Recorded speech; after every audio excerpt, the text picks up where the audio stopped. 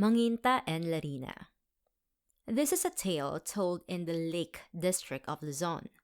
At times of rain or in winter, the waters of the Laguna de Bay rise and detach from the banks, a peculiar vegetation that resembles lettuce.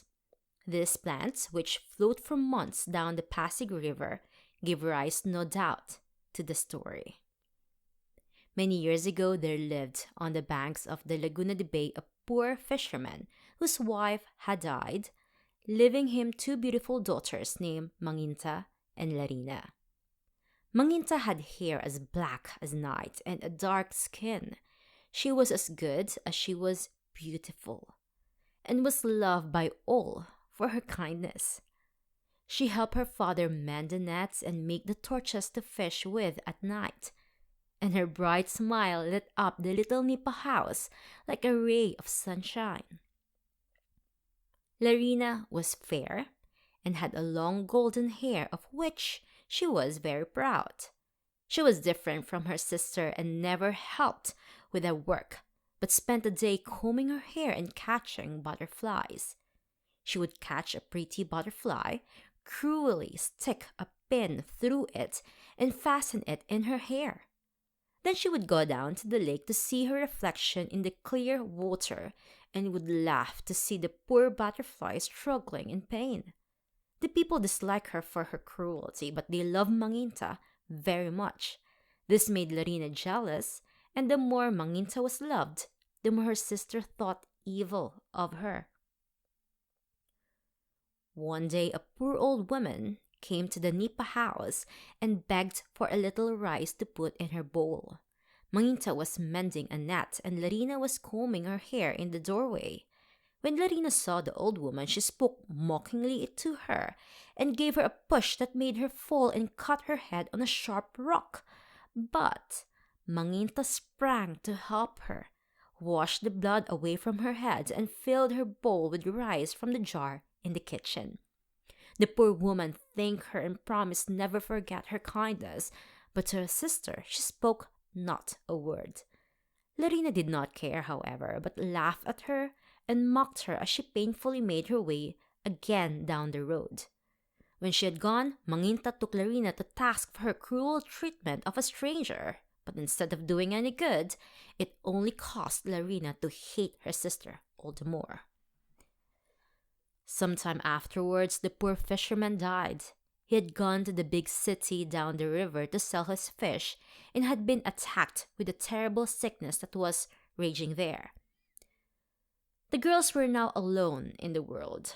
Mangita carved pretty shells and earned enough to buy food, but though she begged Larina to try to help, her sister would only idle away the time. The terrible sickness now swept everywhere, and poor Mangita too fell ill. She asked Larina to nurse her, but the latter was jealous of her and would do nothing to ease her pain. Mangita grew worse and worse, but finally, when it seemed as if she would soon die, the door opened, and the old woman to whom she had been so kind came into the room. She had a bag of seeds in her hand, and taking one, she gave it to Mangita, who soon showed signs of being better, but was so weak that she could not give thanks. The old woman then gave the bag to Larina and told her to give a seed to her sister every hour until she returned. She then went away and left the girls alone. Larina watched her sister but did not give her a single seed. Instead, she hid them in her own long hair and paid no attention to Mangita's moans of pain. The poor girl's cries grew weaker and weaker, but not a seed would her cruel sister give her. In fact, Larina was so jealous that she wished her sister to die. When at last the old woman returned, poor Mangita was at the point of death. The visitor bent over the sick girl and then asked her sister if she had given Mangita the seeds. Larina showed her the empty bag and said she had given them as directed. The old woman searched the house, but of course could not find the seeds. She then asked Larina again if she had given them to Mangita. Again, the cruel girl said that she had done so. Suddenly, the room was filled with a blinding light, and when Larina could see once more, in place of the old woman, stood a beautiful fairy holding the now well Mangita in her arms. She pointed to Larina and said, "I am the poor woman who asked for rice. I wish to know your hearts. You were cruel and Mangita was kind. So she shall live with me in my island home in the lake. As for you, because you tried to do evil to your good sister, you shall sit at the bottom of the lake forever, combing out the seeds you have hidden in your hair." Then she clapped her hands, and a number of elves appeared and carried the struggling Larina away.